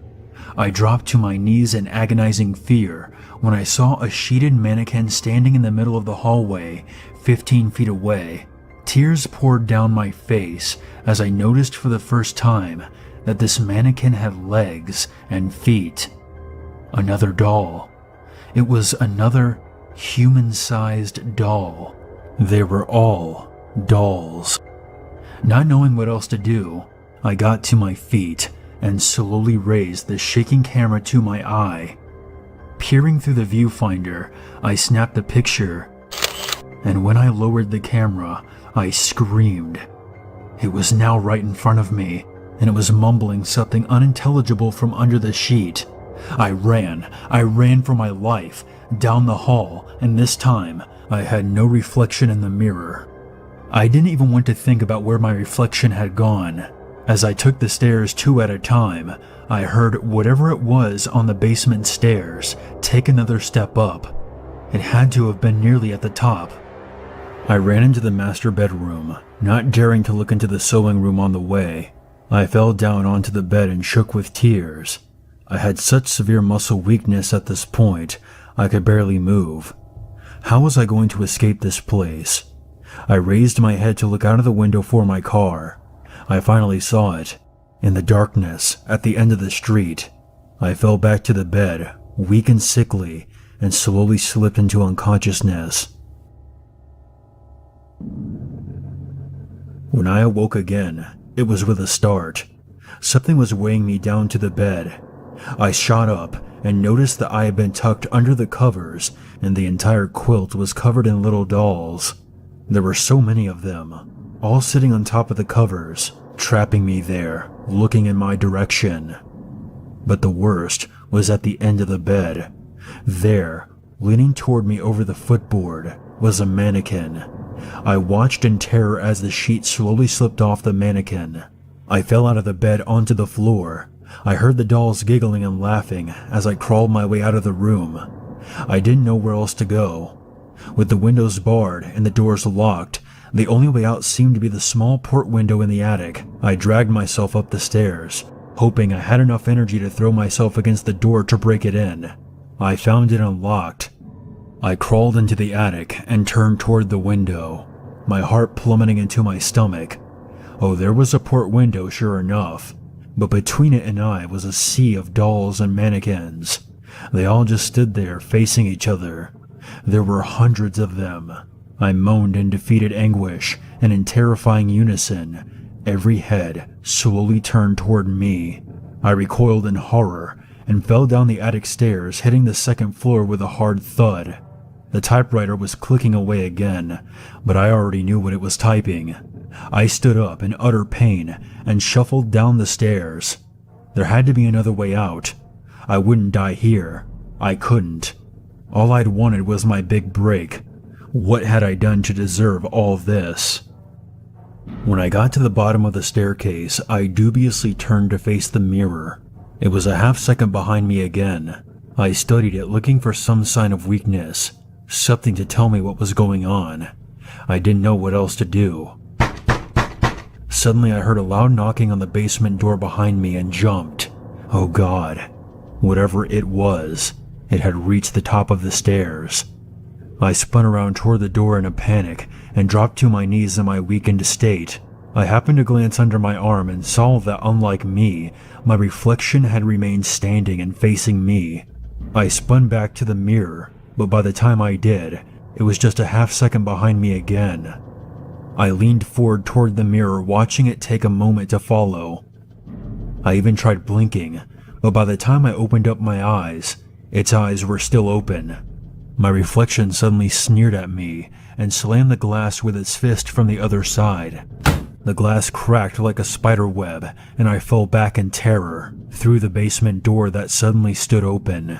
I felt every jolt, bump, and crack as I tumbled down the stairs, and when I finally came to rest at the bottom, I was in complete darkness. I tried to raise my head, but promptly passed out. This time when I came to, the room was well lit. I was lying on a concrete floor, on a dirty tan sheet, just like the mannequins standing around me wore.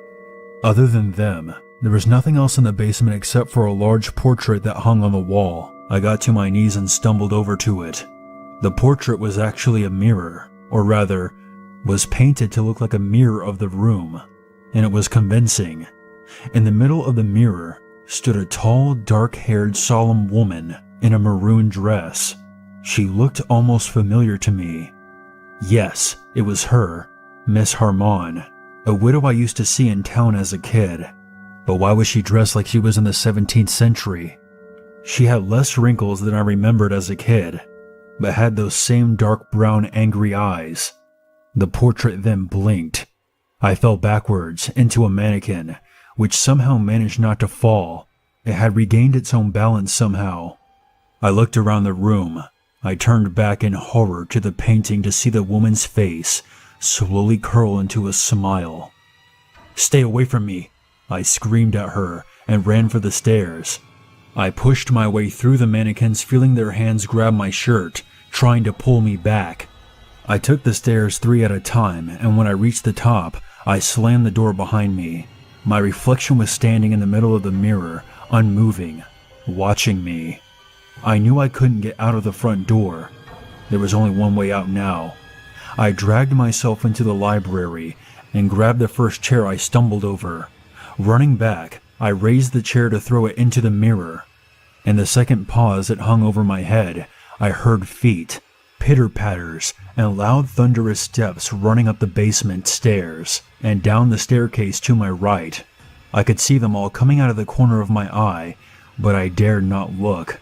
I threw the chair full force against the mirror as my reflection continued to sneer at me. It shattered, and with my last ounce of strength, I stumbled into the black abyss on the other side. I heard the dolls follow, but I ran and ran, for hours it seemed, until I finally tripped over something and fell. I listened for footsteps, but there was nothing but silence. Looking up, I saw I was in the woods next to the house. There was nothing behind me or around me. I had no idea where I had just come from. I could see the house. It sat quiet and serene in front of me, but I knew better. Standing to my feet, I ran. I kept falling, almost succumbing to the darkness, but I pulled myself back up. I kept moving down the road, desperate to find my car.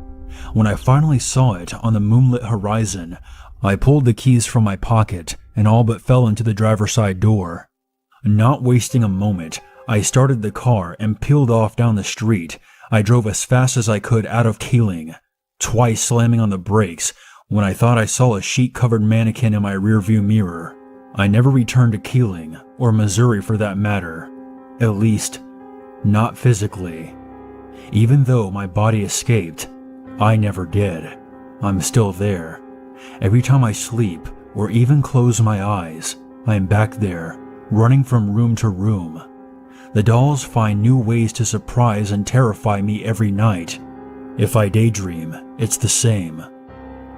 I am only a hollow shell of who I was. My memories and my body is here, But my mind, my soul, is still in Keeling, trapped in that house. In case you're wondering, I escaped with my cannon around my neck, but all the pictures were empty, as black as the hole that was Keeling on Google Earth. Sometimes, even after I wake up in the night, I see a mannequin in the corner of my room. I know I'm in California, but I'm also in Keeling, in that house, at the same time. I have been condemned to it, and a part of me lives there. Every night in my dreams, the dolls try to pull me back into that basement. So far, I've resisted, but I can't hide forever. Someday, they will drag me back into the black abyss, and what awaits me there, I do not know.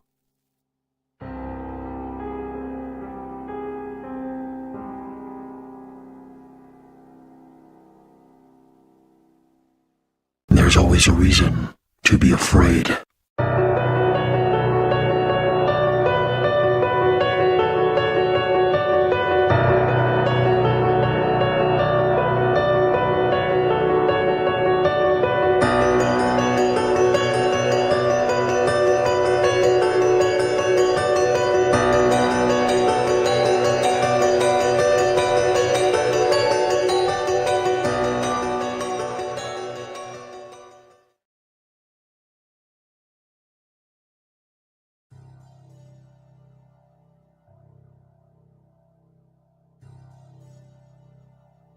Number 1.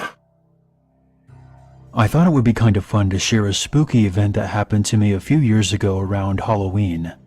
I had just moved to my current flat in Rains Park, southwest London, and I was fairly unfamiliar with the area. Now, my current bosses and supervisors know that I'm fighting a losing battle when it comes to the reliability of the Southwest trains, and as a result have less than reliable timekeeping when it comes to arriving to work on time. A battle that I had hoped to circumvent with the purchase of a bicycle. Sadly, though, the London weather and my inherent idleness jointly conspired to once again force me to take the trains to and from work. While some people are more than aware that the trains keep me from arriving to work on time, not many of you are aware of the troubles I have returning home. That is to say, I have many a time found myself stuck at Clapham Junction with no train to take me back to Rains Park. In these circumstances, I have to take a bus to Wimbledon Common and walk the remaining 3 miles on foot. It is actually quite a pleasant walk. London doesn't have many hills if I walk along the Ridgeway. You can actually occasionally catch a nice view. True, it is of Croydon, but a nice view nonetheless. Now, to call Wimbledon Village a privileged area would be an understatement. The driveways are home to sports cars and luxury utility vehicles, so you can imagine I have very uneventful walks home. I rarely see anyone on the trip about, from the odd older couple, perhaps walking home from a late dinner party, or even a person walking their dog. The neighborhood is quiet and gets to bed early, and that night was just like the others, initially. I had gotten off the bus at the War Memorial, walked through the village center, and turned onto the Ridgeway. My phone battery had died somewhere between Wandsworth and Southfields, so I had to do the walk without music, and this always made the walk seem longer. My usual practice was to walk along and look at the houses and try to guess what the people that lived in the houses would be like. Fast car, business types, SUV and toy still in the front yard, larger family, that kind of thing. I was playing my game and decided to have a cigarette, so I stopped. I was searching for my lighter and looking around when I noticed that I was not the only one on the street. Now, this was unusual but hardly alarming. What was strange, however, was that the person wasn't the sort I had grown used to seeing. It was a young lady. She appeared to be drunk, or tired perhaps. I lit my cigarette and paused for a second. Just a quick second to judge to see if she would be capable of making it home by herself, or perhaps maybe she would need me to call someone for her. It was at this point that I realized that she was crying. I started to walk over to her to make sure she was alright. She stopped walking and immediately froze. I noticed that she was in some sort of Halloween costume, a schoolgirl in fact.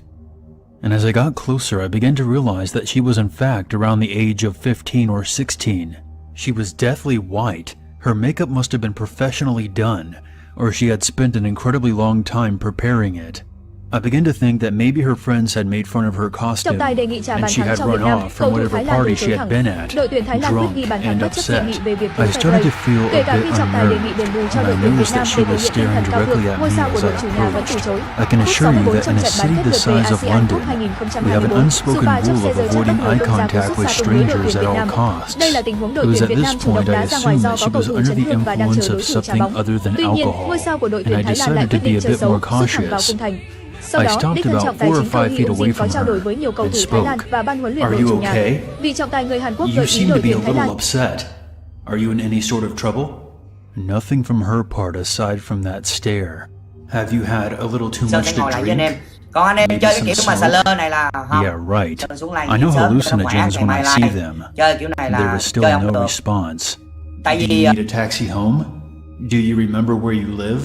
At this, the girl began to cry, but this time, she was absolutely wailing. I could feel her raw sense of despair. I actually flinched at the sound. It was positively unbearable.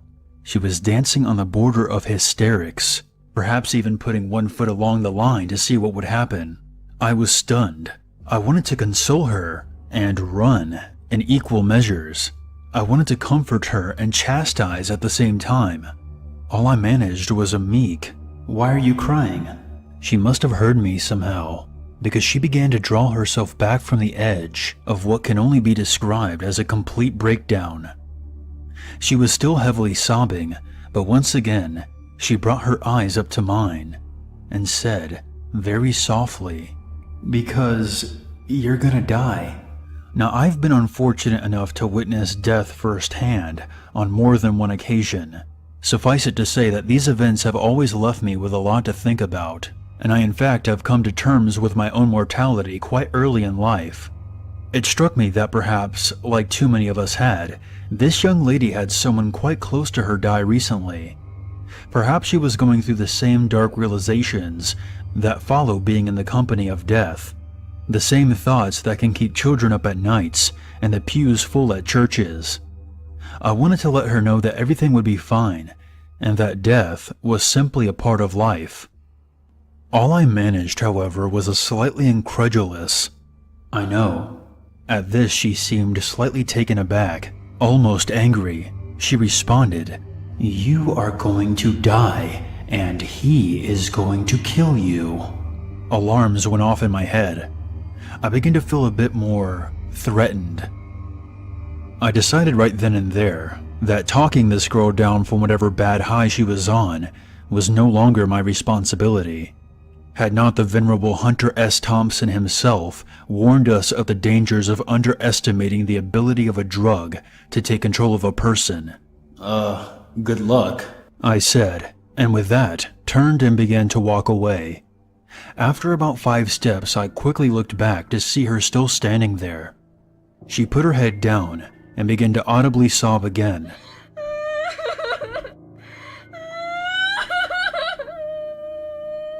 I quickened my pace and shortly had walked along the natural bend in the road, leaving her out of sight. I left a bit agitated. I remember putting my headphones back in my ears and trying to listen to music from my phone, only to be reminded that it was still out of power. I was still 2 miles away from home, but at the pace I was walking, I was confident I could cover the ground in less than 20 minutes. No less than 2 minutes later, as when I first heard the shouting. It was a man's voice, layered within an excruciating sense of malice and rage. I am coming for you. I couldn't quite place where the voice had come from, but it seemed as though he was at some distance behind me, on the same road, possibly from where the girl had been. I immediately realized that I was to be the victim of some sort of Halloween prank. I didn't, however, slow down. I imagined at this point that I was supposed to get scared and begin to run, and I was determined not to play along. The man yelled again, and this time he seemed to be significantly closer. I hate you. Now the voice had seemed to come from somewhere close by behind me. That is to say, at the volume of the voice, I would have expected to have seen the man addressing me, but I was still very much alone on the street. I was walking quite fast, so the person yelling at me must have been running. Yet I heard no other footsteps. There was obviously more than one prankster, and they had various hiding spots along the street. I quickly decided to be a rather poor sport and cut off the main road and go down Thornton Road by the Swan Pub. I hate to admit that their practical joke had gotten the better of me, and I did not want to see what they had in store for me next. I made it to the front of the second house on the street when I heard that terrible voice shout at me again. You are going to die. This time the voice seemed to have come from the entrance of the street, less than 80 feet away, perhaps a last chance at scaring me before I disappeared into the darker side of the street. Since these streets were darker, I decided that I would lose no pride in starting to jog down the hill. I knew it was all probably fun and games, but the ferocity of the shouting left me worried that I could in fact be dealing with a real maniac. True, it would have been interesting to be a part of the most elaborate mugging I had ever heard of,